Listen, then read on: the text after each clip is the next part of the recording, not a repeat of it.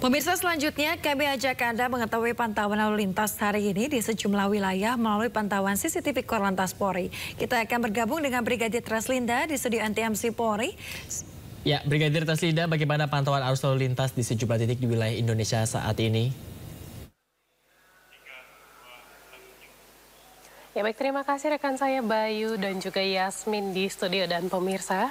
Saya akan mengajak Anda melihat kondisi arus lalu lintas terkini melalui pantauan CCTV Korlantas Polri untuk menemani aktivitas pagi Anda. Kita mulai dari kawasan yang pertama JPO Tebet, Jakarta Selatan.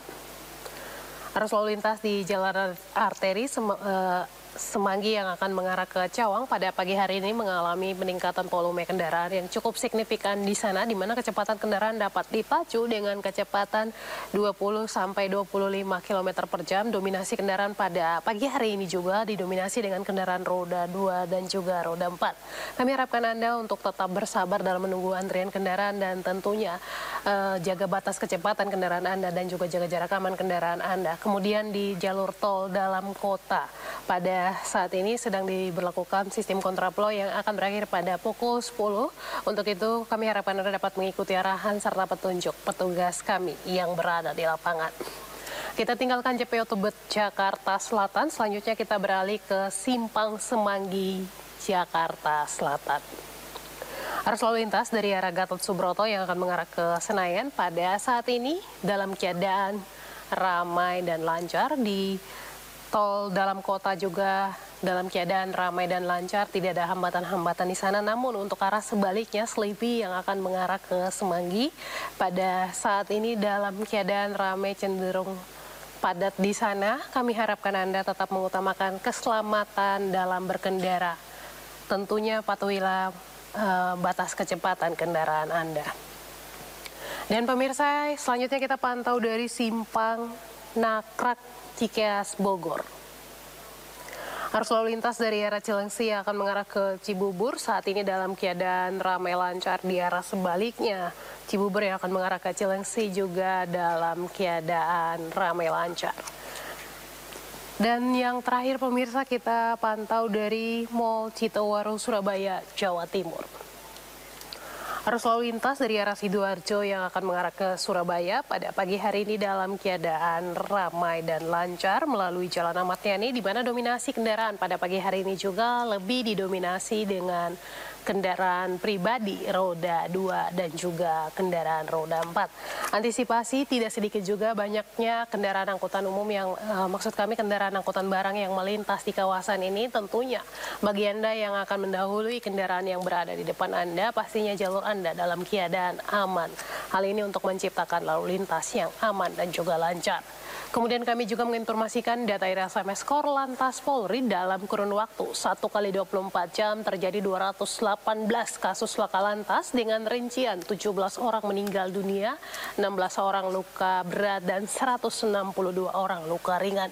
Dari data tersebut 65% terjadi pada waktu siang hari. Dan siang hari ini rentan waktunya pada pukul 6 hingga pukul 18.00. Untuk itu, bagi Anda yang beraktivitas, pastikan kendaraan Anda dalam keadaan layak jalan, Anda sendiri dalam keadaan sehat. Tentunya patuhilah rambu lalu lintas serta marka jalan yang ada untuk menciptakan lalu lintas yang aman dan juga lancar. Tentunya hal ini membantu kami untuk menekan tingginya angka kecelakaan lalu lintas di seluruh Indonesia. Bagi Anda yang akan mengupdate informasi seputar arus lalu lintas terkini, kami siap melayani Anda di 15669 ataupun melalui SMS center kami di 9119. Demikian Brigadir Treslinda melaporkan, kembali ke rekan saya Bayu dan juga Yasmin di studio. Silakan. Baik, terima kasih banyak Brigadir Treslinda atas laporannya dari kawasan tempat Anda melaporkan. Selamat bertugas kembali dan salam presisi.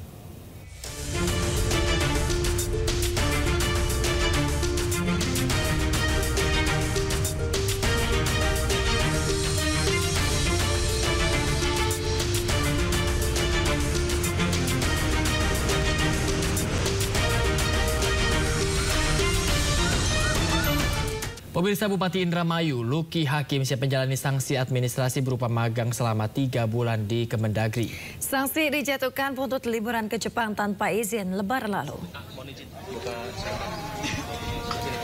Pemirsa, magang di Kemendagri akan dimulai oleh Luki Hakim pada 6 Mei mendatang. Wamendagri Bima Arya sebelumnya menyatakan sanksi administrasi diberikan setelah Luki Hakim menjalani beberapa pemeriksaan di Kemendagri. Materi yang diberikan pada Luki diantaranya terkait dengan tata kelola pemerintahan yang diberikan oleh sejumlah dirjen Kemendagri. Atas sanksi tersebut, Luki Hakim mengaku siap menjalani sepenuhnya. Selain sanksi administratif, Luki juga diminta untuk datang dari Indramayu ke Jakarta menggunakan kereta. Bagian daripada tanggung jawab yang harus saya laksanakan, mendapatkan sanksi administratif ya, gitu. Harus pendalaman materi, ibaratnya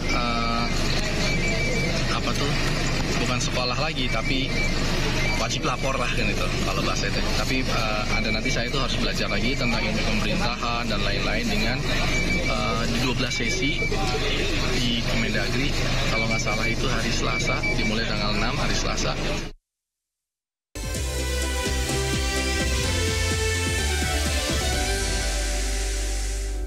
Pemirsa, terima kasih Anda masih di sini. Today, pemirsa, sebuah video berisi seorang bocah nyaris diamuk massa di Cianjur, Jawa Barat. Diduga bocah tersebut mencuri mobil hingga akhirnya tertangkap dan kasusnya viral di media sosial. Ya, budak hiji yuk. Seorang bocah cilik yang diduga pencuri mobil ditangkap warga di kawasan Ciranjang di Cianjur, Jawa Barat setelah dikejar dari Bandung. Dalam rekaman video amatir, bocah yang masih di bawah umur ini berhasil diamankan warga di tengah sawah. Hah? Nah, jauh-jauh sih dah. Tuing tuh si Eta diajak dah. Orang mana si Eta? Mobil nomor di Rawaselang. Sedangkan mobil curian ditemukan penyok sebelah kiri karena sempat menabrak. Dia posisi di bakan curug, benang lompat ke sawah. Diketahui bukan pertama kalinya bocil ini melakukan pencurian, melainkan sudah beberapa kali. Saat ini bocah cilik ini diserahkan ke pihak berwajib untuk dilakukan proses hukum lebih lanjut.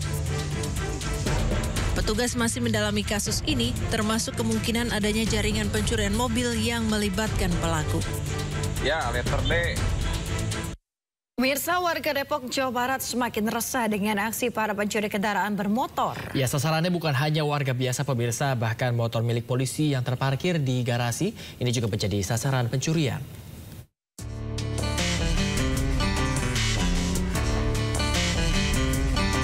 Inilah detik-detik pencurian motor milik seorang anggota polisi yang tengah terparkir di halaman rumahnya. Modus yang digunakan pelaku pun cukup nekat, yakni dengan merusak gembok pagar dan membawa kabur motor yang terparkir di garasi rumah. Pencurian pertama kali diketahui orang tua korban, Amandur Rahman, saat hendak ke masjid untuk sholat subuh. Ia mengaku terkejut melihat pintu pagar rumahnya dalam kondisi terbuka. Setelah ia periksa, ternyata motor milik anaknya sudah hilang dari garasi rumahnya. Waktu sebelum subuh jam 4 kurang berapa gitu. Kita kan kata mau berangkat ke musola, tahu-tahu kan pintu udah terbuka, kunci dibuang udah. Gemboknya juga rapi, pintu gemboknya nggak ini kayak yang dibuka gitu aja. Peristiwa ini semakin menambah daftar panjang kasus pencurian sepeda motor yang belakangan kerap terjadi di Kota Depok. Polisi diharapkan untuk segera meningkatkan patroli keamanan lantaran aksi curanmor di Kota Depok kian meresahkan warga.